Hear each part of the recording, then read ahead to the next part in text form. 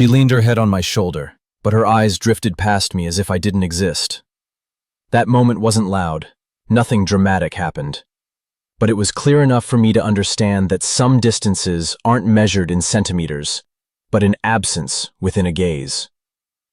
I sat still, not moving, letting her rest against me as if everything was fine, even though deep down I knew very well that something had been out of place for a long time. We were in a small bar in Williamsburg, Brooklyn. The warm, yellow light spilled over the old wooden table, and the glass in front of me was already half empty, though I couldn't remember when I had started drinking. Outside, New York City was still noisy and alive, but inside this space, everything seemed to slow down. Soft jazz music played from a corner of the bar, just enough to cover the silences between two people, but not enough to hide the growing emptiness inside me. My name is Damon Wolf. I'm not the kind of person who talks a lot, and I'm not good at expressing emotions. I'm more used to observing than reacting. She sat next to me, very close enough for me to feel her breathing, close enough that anyone looking at us would think we were a normal couple. But I knew I wasn't the one she was looking for in that moment. I was just a place for her to lean on temporarily, not a place she wanted to stay. Her eyes kept sliding past my shoulder, settling somewhere in the space behind me. Every time the door opened, I could feel her body subtly change, as if she was waiting for something. I wondered what I had missed, or whether I was the one who had been left behind long ago without realizing it. No words were spoken, but the silence between us was no longer comfortable. It had become heavy and hollow. I tried to convince myself that maybe I was overthinking, that perhaps she was just tired or distracted by something that had nothing to do with me. I placed my hand on her shoulder, a gentle and familiar gesture. She didn't push it away, but she didn't hold my hand either.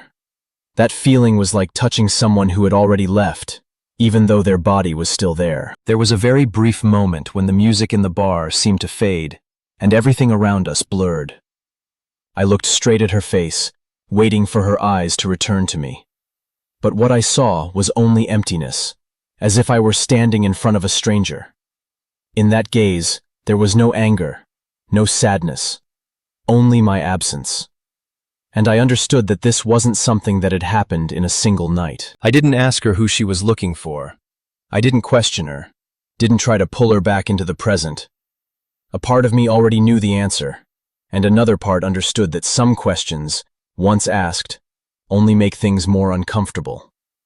I chose silence, not because I didn't care, but because I was trying to listen to the truth forming inside me. As she continued to lean on my shoulder, I let it happen. But in my mind, a quiet thought appeared, clear enough that I couldn't ignore it. How many times do people stay together just because they're afraid of being alone? Not because they truly want to be with the person beside them. I sat there, under the yellow lights and the sound of jazz, realizing that even though we were very close, I had already started to feel very far away. And I knew that from this moment on, nothing could return to the way it was before. I began to realize that the moment at the bar that night wasn't something new. It was simply the first time I was calm enough to look directly at a truth that had existed for a long time. The signs had been scattered throughout our lives, quietly and steadily, like small cracks in a wall I had deliberately chosen not to see. My apartment in Lower Manhattan isn't large, but it used to feel warm when she was there. The evening light coming through the windows, the sound of traffic drifting up from the street, all of it once made me believe I was building something stable. But lately, that space had grown quiet in a different way. She still came over, still stayed the night, but her presence felt more like that of a familiar guest than a part of this place. My name is Damon Wolf, and I'm used to keeping things at a manageable level. I don't ask for much, and I don't like putting pressure on other people. Maybe that's why I allowed too many things to pass without speaking up. She often sat on the couch, scrolling through her phone in silence, while I was in the kitchen or sitting across from her, pretending to focus on things that didn't matter. We were in the same room, but rarely truly together. Our conversations grew shorter over time. When I talked about my workday, she nodded, replied with a few polite sentences, then quickly returned to her phone. She didn't ask more, didn't dig deeper. As if my life were just a piece of background information, not worth remembering. I began to notice that she avoided talking about the future, avoided questions that included the word we. And whenever I accidentally touched on those topics, she found a way to change the subject. I explained all of this to myself with familiar reasons. I thought everyone gets tired sometimes, that people don't always have the energy to care about others. I told myself that love doesn't have to be loud or intense all the time. But the more silent things became, the more I realized this wasn't the calm of two people who understood each other. It was the distance between two people who were no longer trying to reach one another. One evening, as she sat beside me on the couch, her phone vibrated. Her eyes immediately lit up in a way I hadn't seen directed at me for a long time. She turned her back, replying quickly, a faint smile on her lips. I didn't see the message, but I didn't need to in order to understand that the person on the other end wasn't me. In that moment, something inside me sank, not sharply painful, but heavy and unmistakable. I didn't ask her who she was texting. I didn't want to turn into someone suspicious, controlling, or jealous. But in the silence, I began connecting the small details I had previously ignored. The time she arrived later than usual, the vague explanations, the long pauses between her replies. None of it felt random anymore. It started forming a picture I didn't want to see, but couldn't deny. That night when she left, the apartment returned to its familiar quiet. I sat alone, looking around the space I had once thought of as ours. For the first time, I allowed myself to admit that the problem wasn't whether there was a third person or not. The problem was that I was no longer the person she chose to share important things with. I was no longer the place she came to stay, only a temporary stop. That realization left me feeling both relieved and empty. Relieved because I had finally stopped lying to myself, and empty because I understood that some relationships don't end with an argument or a clear breakup.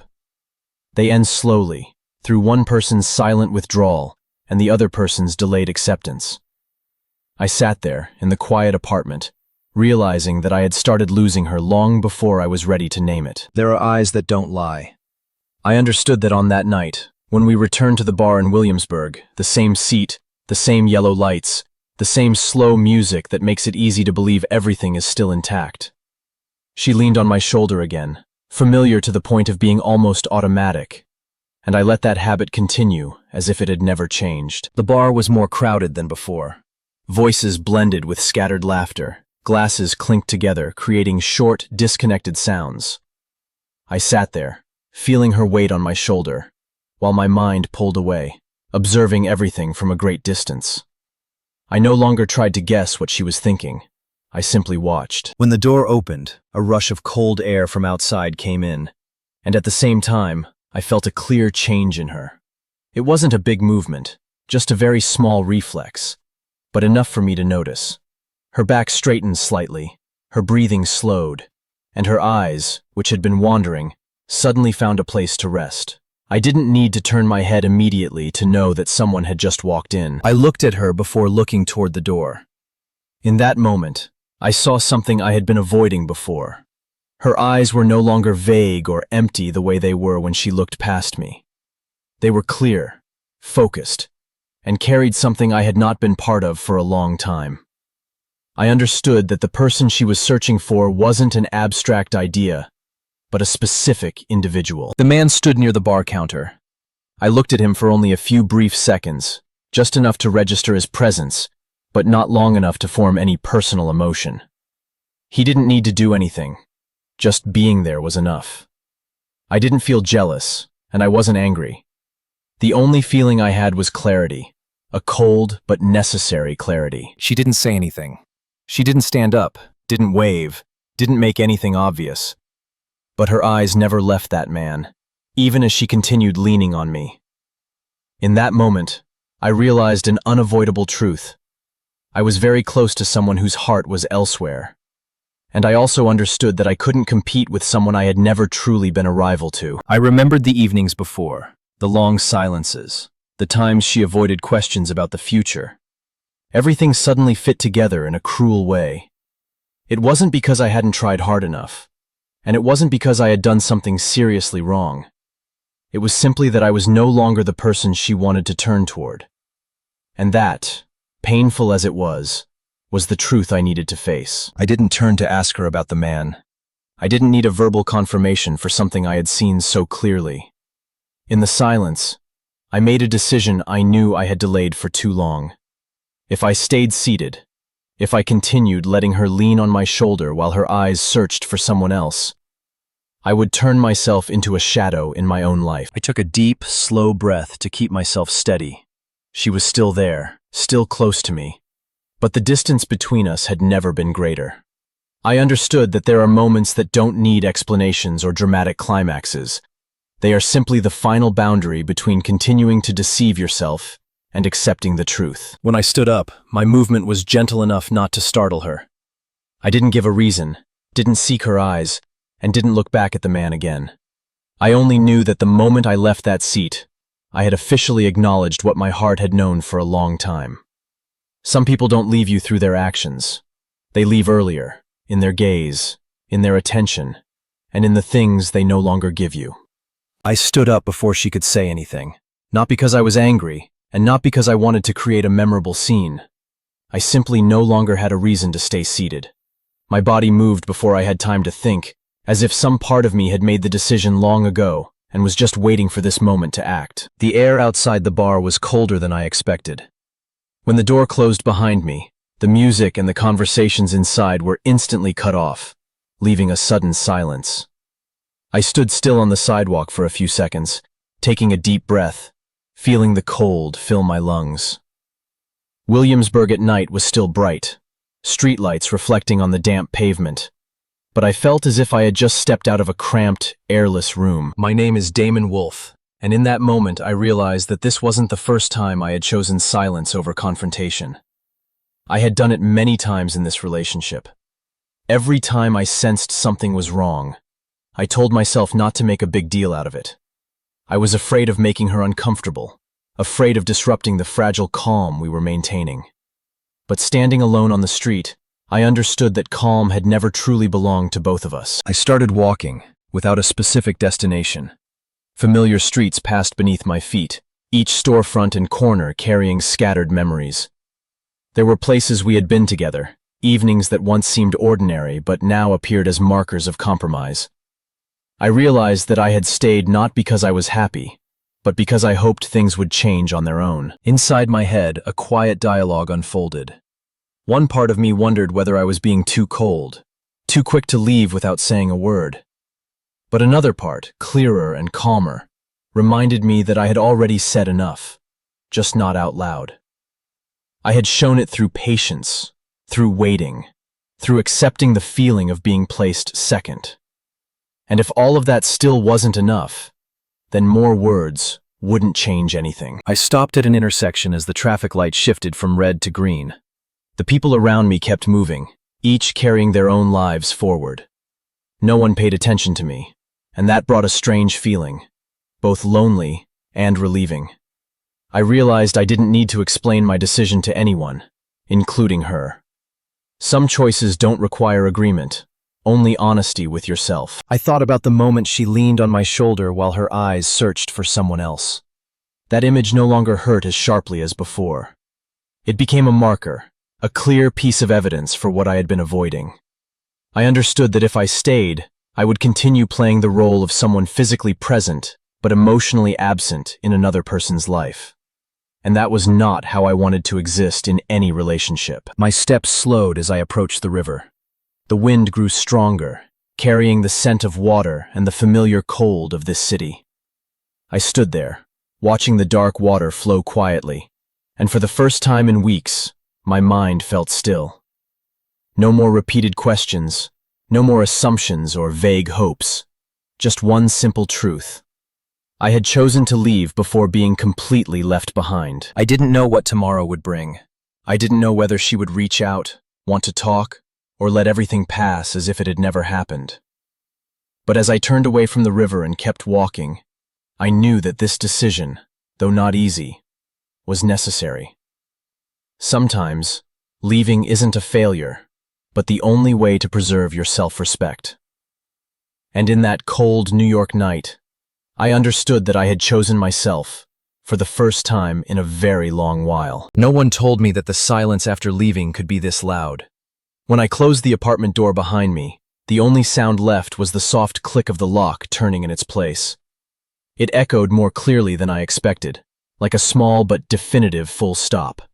I stood still for a few seconds in the narrow hallway, then stepped inside, where everything was still there, but no longer felt the same. The apartment in Lower Manhattan was lit, but cold. I hung my coat on the hook, set my keys down on the table, every movement slow and deliberate, as if moving faster would allow my thoughts to catch up. There were no messages on my phone, no missed calls. I stared at the screen for a moment before placing it face down, telling myself I didn't need to check again. My name is Damon Wolf, and for the first time in a long while, I was no longer playing the role of the one who waits. No one would knock on the door. No one would lean on my shoulder tonight. That thought left me both empty and strangely relieved. I walked around the apartment, touching familiar objects. The couch where she used to sit. The mug on the shelf she often used. Everything was in its place. Only the person was gone. I sat down, letting the quiet settle around me. At first, it made me uncomfortable. Silence isn't an innocent void. It forces you to hear your own thoughts clearly. I realized that throughout my time with her, I had grown used to filling those gaps with another person's presence, even as that presence became increasingly superficial. I thought about the evenings before, when she was still here but her mind was elsewhere. I remembered the feeling of sitting side by side with nothing to say, or with too much to say but no courage to say it. Back then, I had believed that having someone beside you was still better than being alone. But sitting alone in this quiet apartment, I began to understand that being next to someone who doesn't choose you is what truly makes a person lonely. A thought surfaced, slowly but clearly.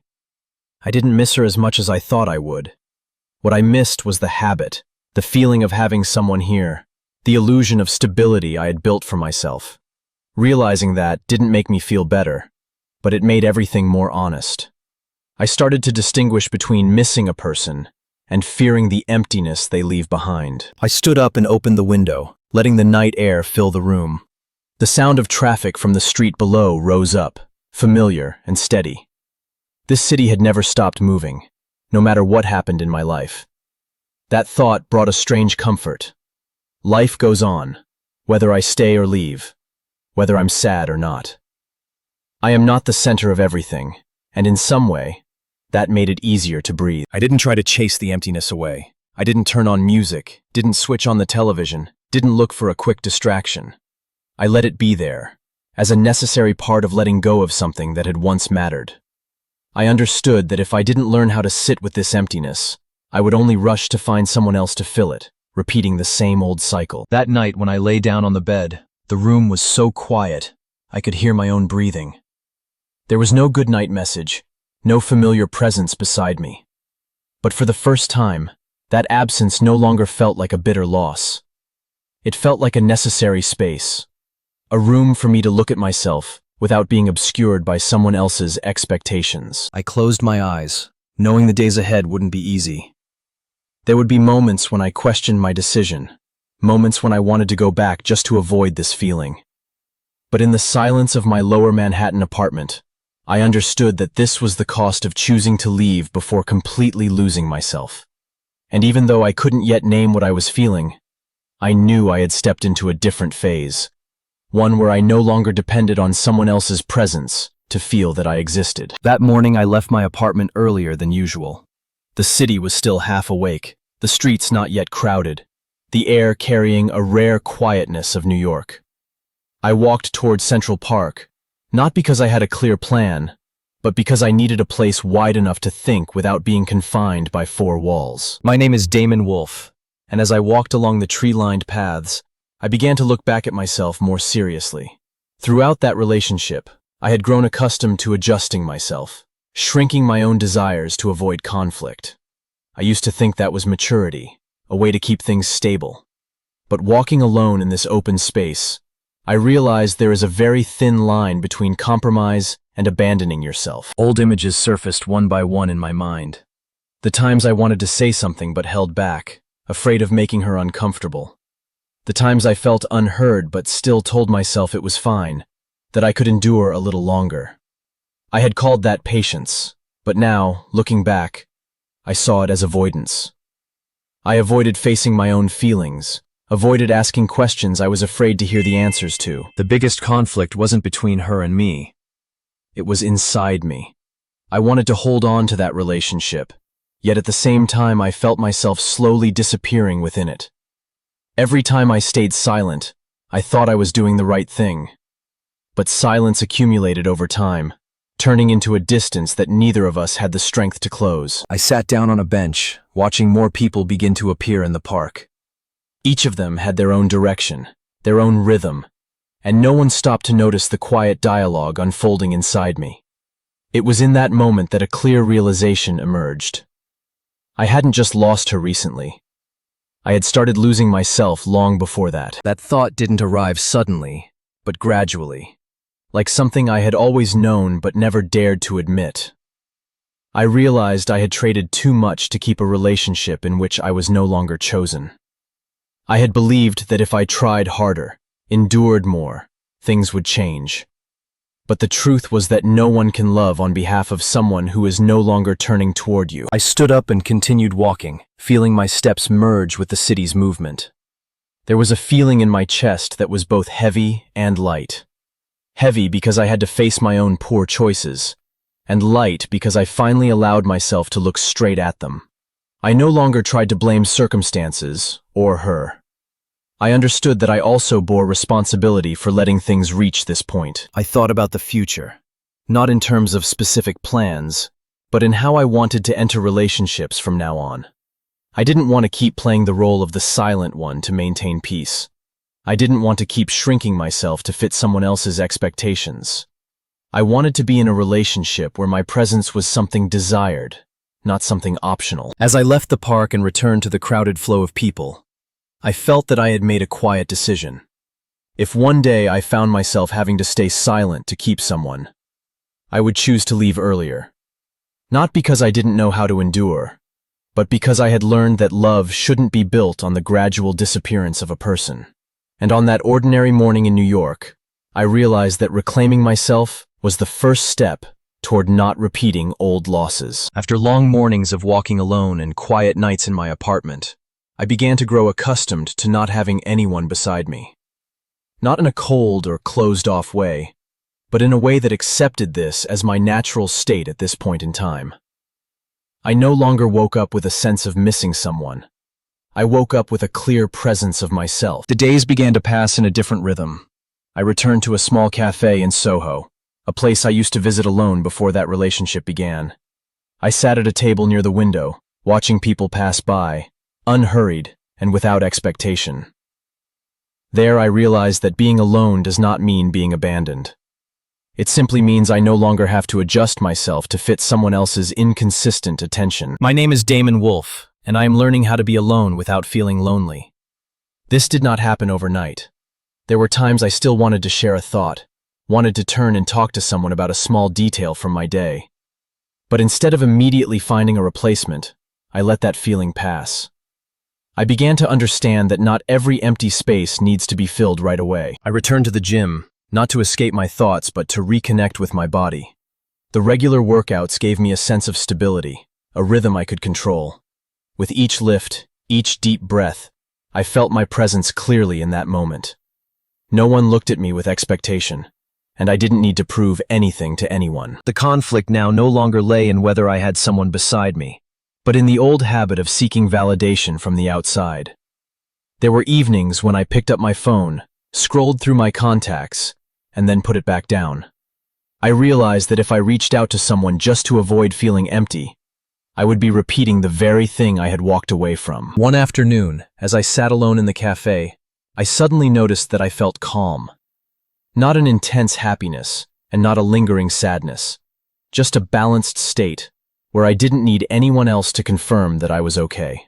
That moment came quietly, but it marked an important shift within me. I began setting clearer boundaries, even when there was no one else involved.